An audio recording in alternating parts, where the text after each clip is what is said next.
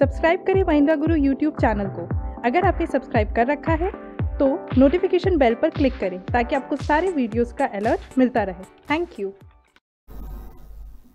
Hello and welcome to MahindraGuru.com's official YouTube channel and you are watching a new session of For Your Information #FYI, जहां आज हम आपके साथ discuss करेंगे 12 अप्रैल के इतिहास को। Yes, we are going to discuss the history of 12th April.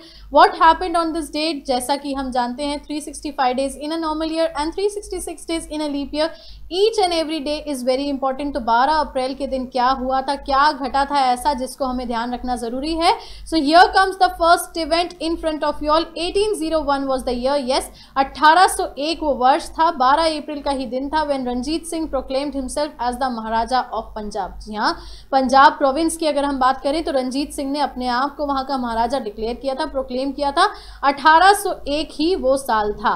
आगे बात करें बर्थडेज की तो किनका बर्थडे होता है, किसका जन्मदिन होता है 12 अप्रैल के दिन। तो first personality which we have that is yes the Lok Sabha speaker Sumitra Mahajan. 1943 was the year when this lady was born. और इस लेडी के बारे में अगर हम कुछ बात करें तो पॉलिटिक्स से जुड़ी हुई सोशल फिगर है, लोकसभा स्पीकर है और अभी हाल ही में इनकी लिखी हुई एक बुक मातोश्री की भी रिलीजिंग होनी है प्रधानमंत्री मोदी जी द्वारा। So this lady is important. 12th of April 1943 was the year when Sumitra Mahajan was born.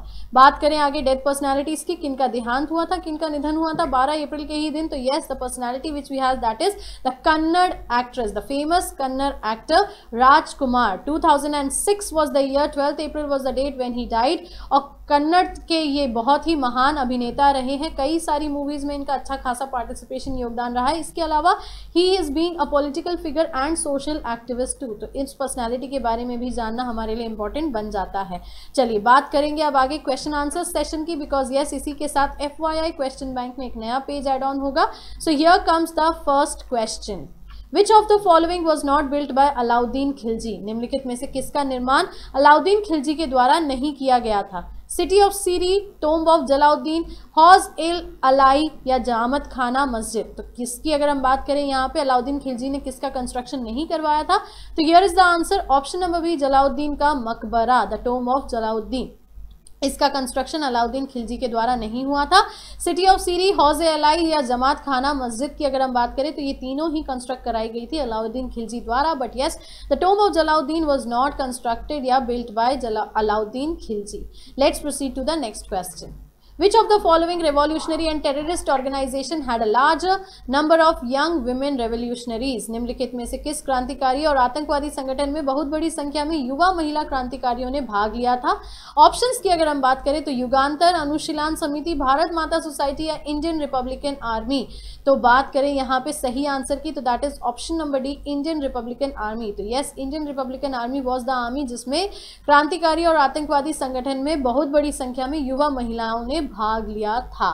चलिए बढ़ते हैं इसी के साथ to the next question. Which of the following is not the qualification for election as president? राष्ट्रपति के रूप में निर्वाचन के लिए अहर्ता नहीं है। तो क्या नहीं है? Have completed the age of 30 years, be qualified for election as a member of the House of People, must not hold any office of profit या none of these। तो yes, we have the answer option number C, must not hold any office of profit। That means वो और कहीं involve किसी और business में या job में इन्वॉल्व नहीं होना चाहिए। तो ये एक अहर्ता नहीं है। चलिए इसी के साथ to the next question. In the tenure of which viceroy the capital of India was transformed from Kolkata to Delhi? जैसा कि हमने देखा भी 69th अमेंडमेंट में कोलकाता से दिल्ली ले जाई गई थी कैपिटल। तो किस वाइसरॉय के अंडर में ये काम हुआ था वो हमें बताना है।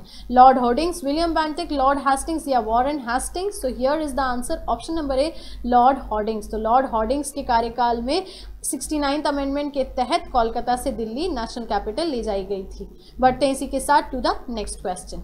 Grassland of veld is founded in which continent? किस महाद्वीप में वेल्ड घास के मैदान पाए जाते हैं? North America, South America, Africa या Asia? So here is the answer in front of you all, option number C, Africa. जैसा कि हम जानते हैं कि वेल्ड घास की अगर बात की जाए या ग्रासलैंड ऑफ वेल्ड्स की बात की जाए तो अफ्रीका में ये पाए जाते हैं definitely. So yes, Africa is the right answer. Let's proceed to the next question. The 73rd constitutional amendment related with which panchayati raj came into force in the year? Panchayat panchayat raj से संबंधित संविधान का 73वां संशोधन किस वर्ष से प्रभावी हुआ? 1992, 1993, 1994 या 1995? So here is the answer in front of you all, option number B 1993।